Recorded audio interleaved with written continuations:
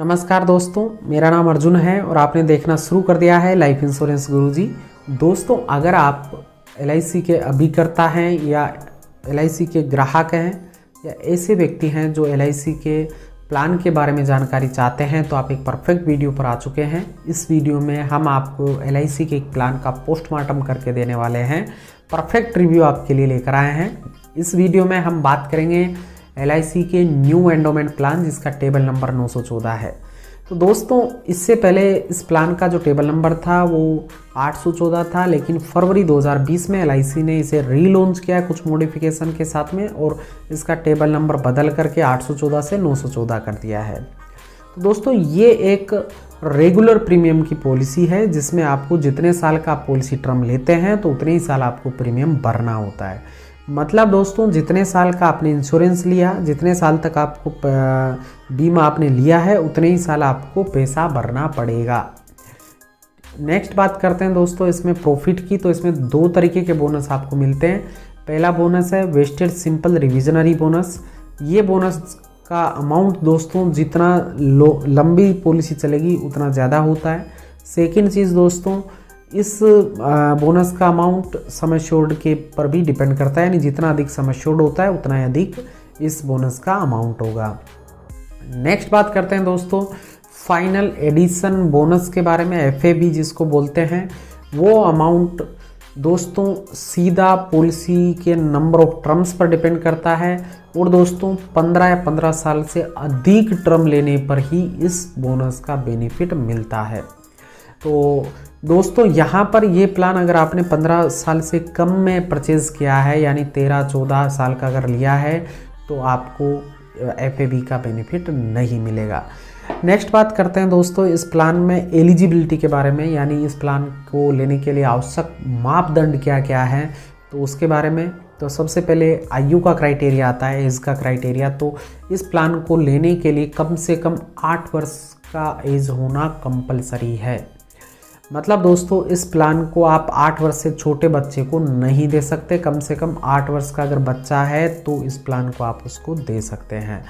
Maximum age of entry की बात करें इस प्लान के लिए तो वो है दोस्तों 55 ईयर्स, यानी 55 वर्ष से अधिक आयु के व्यक्ति को ये प्लान नहीं दिया जा सकता।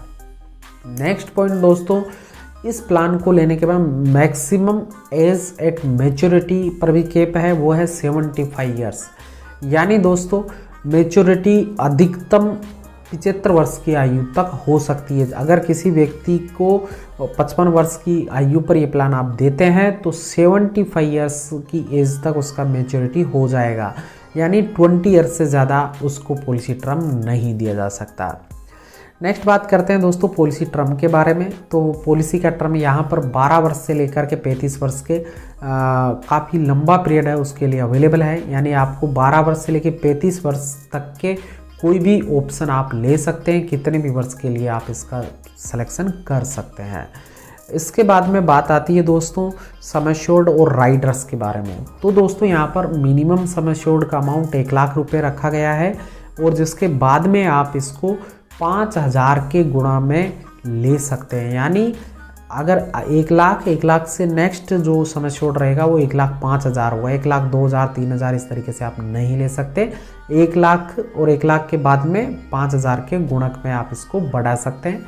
अधिकतम पर कोई लिमिट नहीं है, लेकिन दोस्तों अधिकतम सम एश्योर्ड आपकी इनकम पर निर्भर करेगा कि आपकी इनकम कितनी है। इसके बाद में बात करते हैं दोस्तों इस प्लान पर राइडर्स के बारे में। तो यहाँ पर आपको 5 राइडर लेने का ऑप्शन उपलब्ध है, जिसमें पहला इम्पोर्टेंट राइडर है accidental death and disability benefit rider. Next है एक्सीडेंट बेनिफिट राइडर। उसके बाद में new term insurance rider, new critical illness rider और सबसे लास्ट इम्पोर्टेंट है अगर आप बच्चे को ये पॉलिसी दे रहे हैं तो वो है प्रीमियम वेवियर बेनिफिट राइडर, यानी PWB। अगर दोस्तों आप बच्चे के लिए पॉलिसी ले रहे हैं तो इस प्लान का इस राइडर का आपको चुनाव ज़रूर करना चाहिए। इसके बाद में दोस्तों आगे अगर कोई भी राइडर आप लेना चाहते हो तो आपके बजट के हिसाब से आप कोई भी राइडर का चुनाव कर सकते हैं। यहाँ पर दोस्तों ये जो राइडर्स होते हैं इनका बेनिफिट और इनका प्रीमियम भी जो मेन पार्ट है उससे एक्स्ट्रा आपसे चार्ज किया जाएगा। इसके बाद में दूसरे फीचर्स की बात करते हैं, जिसमें सबसे पहले आता है सरेंडर वैल्यू या सरेंडर ऑफ पॉलिसी। तो दोस्तों 2 साल कम से कम प्रीमियम भरने के बाद में पॉलिसी आपकी सरेंडर कर सकते हैं, जिसमें आपको बहुत ही कम अमाउंट रिटर्न होता है, काफ़ी नुकसान होता है, तो फाइनेंशियली लॉस होता है। मैं कभी भी रिकमेंड नहीं करता, अगर आपने कोई पॉलिसी ली है तो उसको सरेंडर करें, क्योंकि यहाँ पर आप ही का घाटा है, जो लेने वाला पॉलिसी होल्डर है उसको काफ़ी फाइनेंशियली लॉस होता है, तो सरेंडर कभी भी नहीं करें।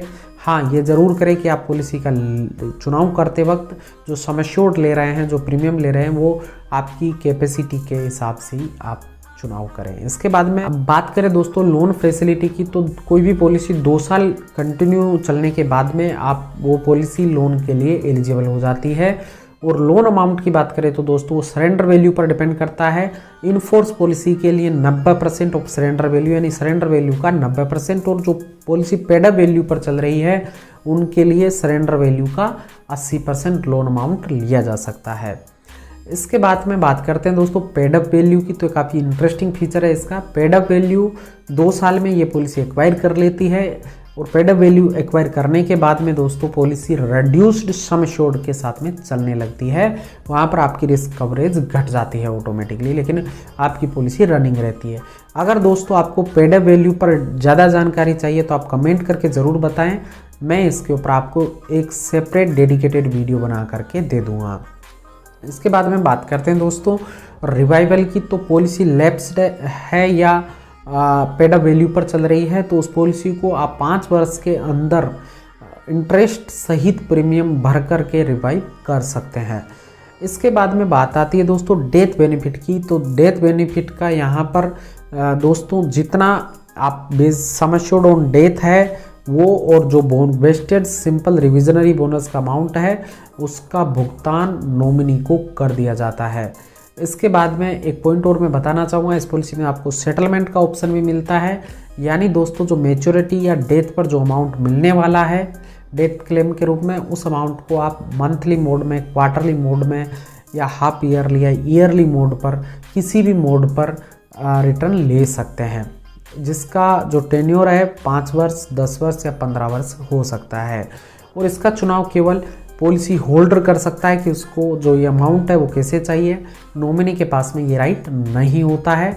और अगर दोस्तों इनकेस माइनर इंश्योर्ड व्यक्ति है जिसकी उम्र 18 वर्ष से कम है, तो वो 18 वर्ष होने के बाद में इन ऑप्शन का चुनाव कर सकता है। तो यहाँ पर बात आती है दोस्तों नेक्स्ट टैक्स बेनिफिट की, तो इस पॉलिसी के अंतर्गत जो प्रीमियम आप जमा करते हैं उस पर आपको इनकम टैक्स के सेक्शन 80C के तहत छूट मिलती है, और जो मैच्योरिटी या डेथ का जो अमाउंट, डेथ क्लेम के रूप में जो अमाउंट मिलता है उस पर आपको इनकम टैक्स के सेक्शन 10(10)D के अंतर्गत छूट मिलती है। अब दोस्तों एक उदाहरण के द्वारा मैं आपको इसका पूरा डिटेल समझाना चाहूँगा कि कितना प्रीमियम और कितना बेनिफिट होता है। उदाहरण के तौर पर एक मिस्टर एक्स एक व्यक्ति है जिनकी आयु 20 वर्ष है, और 20 वर्ष की एज पर वो इस प्लान को परचेज करते हैं। इसके बाद में वो टर्म लेते हैं 35 ईयर्स, तो उनका लिए जो सम एश्योर्ड है वो चुनाव करते हैं 5 लाख का। तो दोस्तों उनका जो प्रीमियम है फर्स्ट ईयर के लिए मंथली मोड पर 1102 रुपये, और दोस्तों क्वार्टरली मोड पर 3337 रुपये, हाफ ईयरली मोड पर 6097 रुपये, और दोस्तों ईयरली मोड पर 13091 रुपये रहेगा। यहाँ पर दोस्तों जो टेबुलर प्रीमियम होता है, अगर आप हाफ ईयरली या ईयरली मोड लेते हैं तो वहाँ आपको हाफ ईयरली के लिए 1% और ईयरली मोड के लिए 2% का डिस्काउंट मिलता है। और नेक्स्ट ईयर यानी सेकेंड ईयर से 35 ईयर्स तक जो उनका प्रीमियम रहेगा मंथली मोड पर 1088, और क्वार्टरली मोड पर 3265, और उसके बाद में अगर ईयरली मोड की बात करें तो 12,766 रुपये का अमाउंट रहेगा। अब बात करते हैं दोस्तों इनके द्वारा टोटल 35 ईयर्स में जो नेट प्रीमियम पेड किया जाएगा वो 4,46,000 के आसपास रहेगा। और जो इनकी मैच्योरिटी आप देख पा रहे हैं, मैच्योरिटी का अमाउंट जिसमें आपको sum assured plus wasted simple revisionary bonus और फाइनल एडिशन बोनस, ये तीनों बोनस मिला करके उनका जो अमाउंट होता है टोटल वो होता है 24,37,000 के अप्रोक्सीमेटली 24,37,000। तो दोस्तों ये जो कैलकुलेशन है ये LIC की करंट बोनस रेट के आधार पर कैलकुलेट किया गया है, लेकिन आपका जो मैच्योरिटी रहेगा लगभग 24 या 24 लाख के आसपास रहेगा, यानी 24 लाख से 24,50,000 के बीच में आप मान सकते हैं। आपकी मेजोरिटी का अमाउंट अलग हो सकता है, वो डिपेंड करेगा बोनस की रेट जो कि LIC के द्वारा डिक्लेयर की जाती है। आशा करता हूं दोस्तों ये वीडियो आपको पसंद आया होगा। अगर फिर भी आपकी कोई भी क्यूरी है तो आप कमेंट करके हमसे पूछ सकते हैं। और दोस्तों हमारा टेलीग्राम चैनल और टेलीग्राम ग्रुप और फेसबुक पेज तीनों का लिंक मैंने डिस्क्रिप्शन में दे दिया है, जहां से जाकर के आप हमारे तीनों हैंडल्स को ज्वाइन कर लीजिए। टेलीग्राम ग्रुप स्पेशली ज्वाइन कर लीजिए, क्योंकि दोस्तों अगर आपका कोई भी क्यूरी है तो डायरेक्टली आप मेरे से टेलीग्राम ग्रुप पर चैट कर सकते हैं। सभी के साथ में आपकी प्रॉब्लम शेयर कर सकते हैं, जहां से आप जल्दी से अपनी प्रॉब्लम का समाधान पा सकते हैं। अगर दोस्तों आपको वीडियो पसंद आया तो वीडियो को लाइक करें। और दोस्तों अगर ये चैनल आपको ठीक लग रहा है, अगर हमारी इन्फॉर्मेशन आपको ठीक लग रही है तो चैनल को ज़रूर सब्सक्राइब करें, क्योंकि दोस्तों हम इस चैनल पर आपको पर्सनल फाइनेंस से रिलेटेड सभी प्रकार के वीडियोस प्रोवाइड करवाते रहेंगे। धन्यवाद दोस्तों, जय हिंद, जय भारत। मिलते हैं नेक्स्ट वीडियो।